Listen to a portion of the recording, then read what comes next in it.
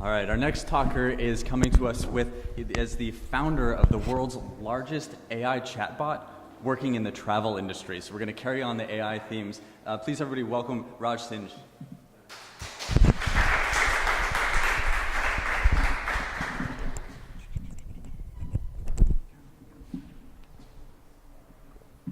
Hello, hello. How's everyone doing? All right. Excellent. Perfect. Marks the spot. I have to think the first thing that came to my mind was whether you are responsible for all those chatbots that have when I kind of take a ticket. No, not at all. We only work over text message and only at hotels, so we'll get into that in a sec. Yeah, that's helpful. Guys, can we put the deck up as well? Yeah. So while that's coming up, I'll give you guys a quick introduction to Go Moment, which is the company that I founded and I'm CEO of. We created a chatbot named Ivy that works seamlessly for every hotel guest that walks into one of our clients' doors. All right, good save. So just to give you a little bit of context on the journey so far, Ivy is available to about 20 million guests at hotels around the US. No app downloads needed, so Ivy will actually welcome you with a text message directly on your phone. You don't have to download anything, you don't have to remember anything, and you can ask Ivy for anything that you could ask from a front desk agent at your hotel. So if you ask for something like, what's the Wi-Fi password? 2 seconds later you have an answer. Where's the gym? Where's the pool? Anything that is an FAQ is now automated thanks to our AI and automation, and anything that requires human follow-up will be seamlessly sent over to a person at the front desk, and it is handled in their kind of existing process. So we don't disrupt that process, we augment it using our system. What's interesting about this is that by and large, hotel guests can't tell the difference between where the machine is and where the robot is. We've had people with a $20 bill come down to the front desk saying, hey, where's Ivy? She was really fast with her responses. Always leads to a funny conversation with guests. We've also had people asking Ivy to come up and watch Netflix with them in their room. Granted, that's usually 1 a.m. in Vegas or Miami or something, but there's that. And then, of course, marriage proposals, which have also started to pour in. So we partnered with IBM Watson back in 2014 and created this thing that's now called a chatbot. That term didn't really get popularized until 2016 when Mark Zuckerberg was on stage talking about Facebook's chatbots. But our model has been very different, and we've been blessed to have the market kind of move closer and closer to our existing operating model. That's been interesting, and we were recently actually invested in by Google and Plug and Play Ventures. So we're really busy scaling this up internationally as well as looking at multilingual systems. And one of the basic things about Ivy is that we created it as a multi-AI system. So we heard some talk about GANs, generative adversarial networks. So essentially we're using multiple different AI systems and seeing who's better at translation, who's better at a commercial request, who's better at an informational request, and essentially leveraging the best of the technology being created by the mega technology companies out there.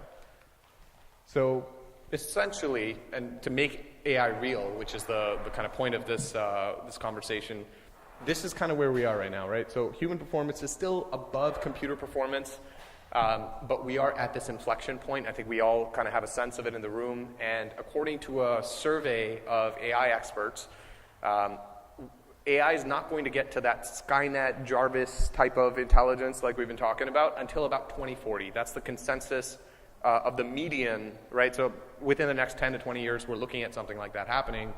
So right now, though, AI is really good at performing narrow intelligence tasks. So we just saw this headline in the last couple of weeks. So lawyers reviewing NDAs are now officially less accurate than computers doing that. But again, that's a very specific use case. It's not just a wholesale lawyer replacement. It's very specific to NDAs. And then this one's really interesting because Amazon has officially started to remove white-collar jobs, not just blue-collar jobs. So they're actually taking people out of their purchasing department and essentially replacing them with algorithms that can make better decisions for significantly lower cost and lower latency. So this is really interesting, and this is kind of in keeping with the theme that we found is that we didn't make a concierge for everyone in every use case.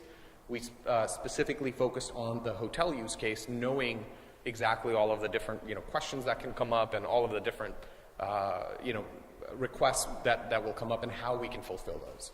So applying that kind of narrow, picking that narrow domain is really important for the current state of the technology. Now, this, if you buy all that premise, right? If you buy the premise of, okay, we're at narrow intelligence now, we're going into that, artificial general intelligence, which is that, holy crap, it's smarter than all of us and not just any one of us, then this is essentially what human progress will look like over time. The problem is we can't see the future, so this is what it looks like to us right now. So all of the models that we currently have about where we've been in the past and how business works and how economies work, right? Like things like universal basic income are being talked about specifically because of things like this. Because a lot of people that are at the forefront are seeing that our entire society is going to need to change. We're going to need to update a lot of our thinking, and we have to figure out what does it mean for us right now? How do we get in pole position so we create and lead that revolution instead of being dictated terms about it, essentially. So the first thing is we have to figure out what's real and what's the hype, right? So this, unfortunately, is the state of the art right now.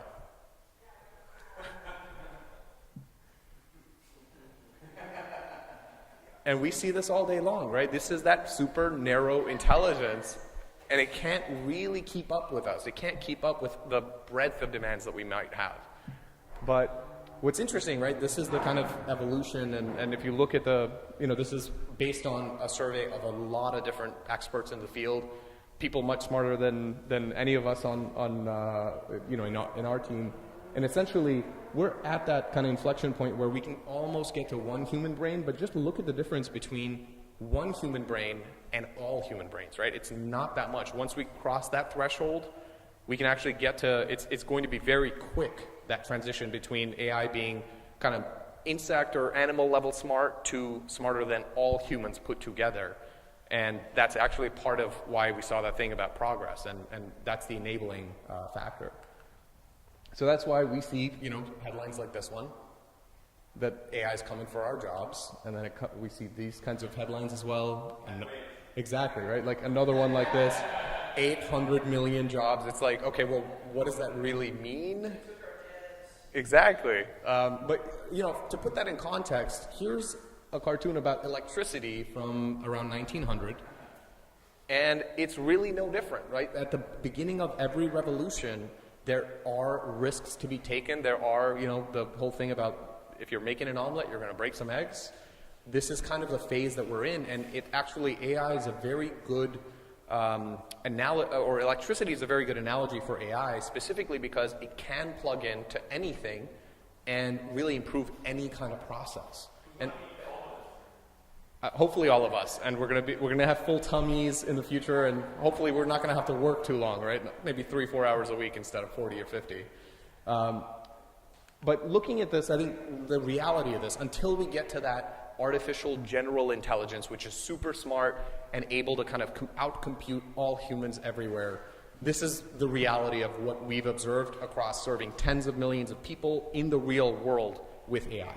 And it's that human-machine systems are leading and will continue to lead until we can step over that threshold of having AI be super intelligent. And so jobs aren't going away, but they are changing super fast. So this means that, of course, just like we saw with the NDA thing and Amazon replacing white-collar workers with algorithms, it means that we essentially have to get more creative, focused, and dynamic. Right? So what we did yesterday, it doesn't matter if you've been in the same field for 50 years, what you did in those 50 years will not resemble at all what you're going to do in the next 50 years. And that's a really important thing. So it's going to kind of cause a whole set of new assumptions to be baked into our economy. And then, of course, we're going to be expected to routinely disrupt ourselves. Right? Amazon, you could kind of take the whole view of, okay, well, they just want to get rid of humans, or they just love machines or something like that.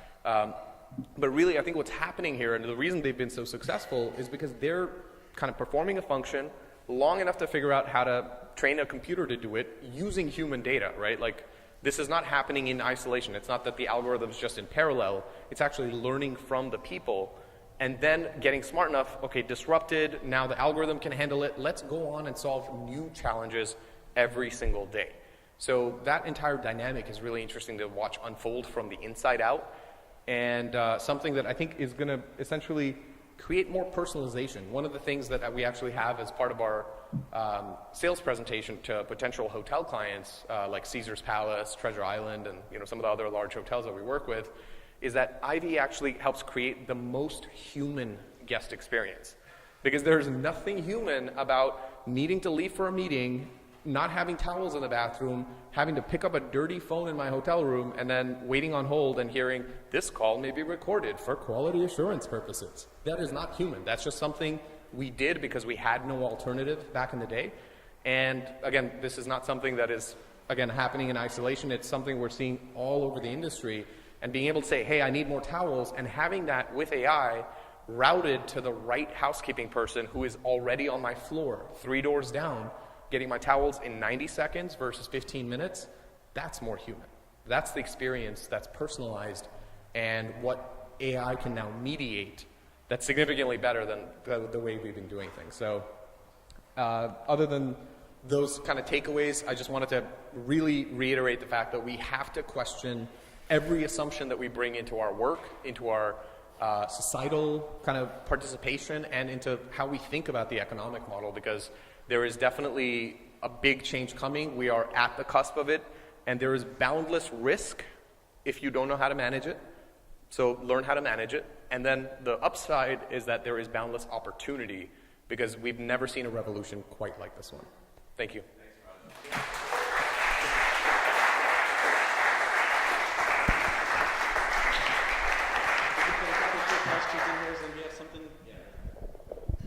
Hi, I enjoyed your talk. I wanted to ask you a question. What we're seeing right now, I've given some talks on technological unemployment, so all this was like, kind of like familiar. My question is like personal to you, given you're in this field, which is what we're seeing right now is all these automations are being used essentially to enrich the people who are building those technologies. Mm-hmm. What are your thoughts with respect to perhaps sharing, the power of these technologies and doing something to potentially alleviate or reverse the inequality that is produced by them? That's a great question. I think it talks to that societal change that we're about to see as a consequence of all of these things. My thoughts on that are that essentially technology is more democratized today than ever before. I personally grew up in India completely offline for about 10 to 12 years of my life, riding horses up in Kashmir, right? Like I had no access to that technology.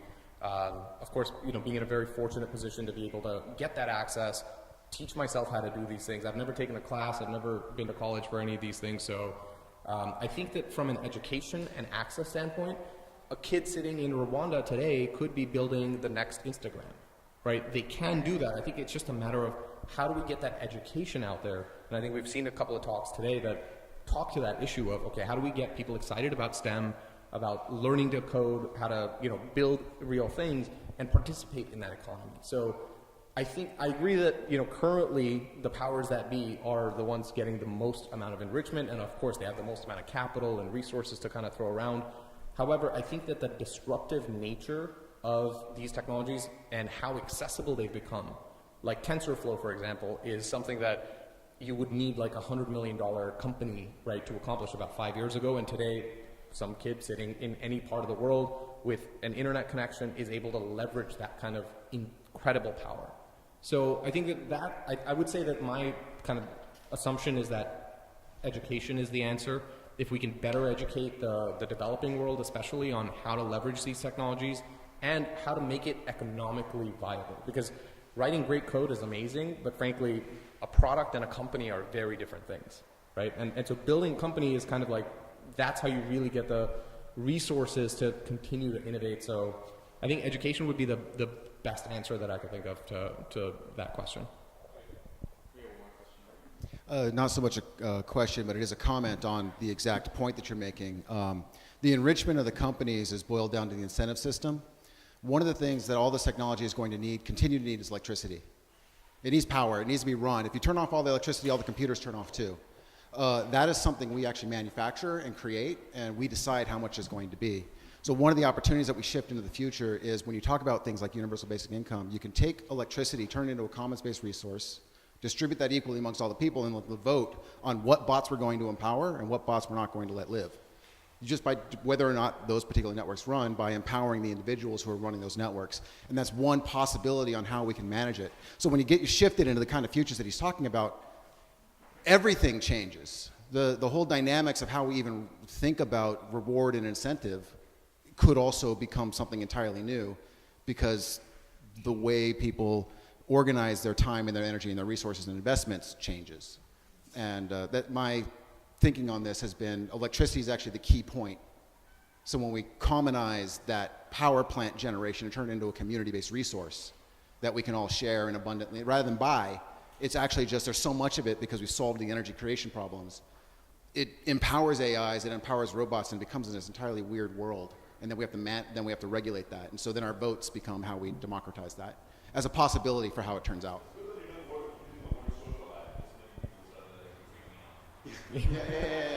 And there's also to extend that, I totally agree. I think there's the entire decentralization movement, right, with crypto and blockchain kind of technologies and sustainable energy all kind of progressing in parallel tracks.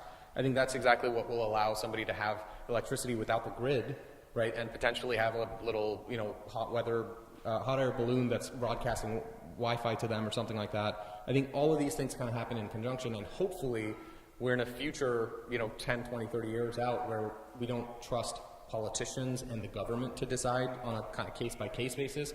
We have an open-sourced rule set of governance and compliance and all these things that we kind of put up in the blockchain, and it's immutable, and we have a system worked out by then, because it certainly is not now, that can kind of run these systems and create those opportunities for the people who are deserving and truly creating value, not just the kind of powers that be.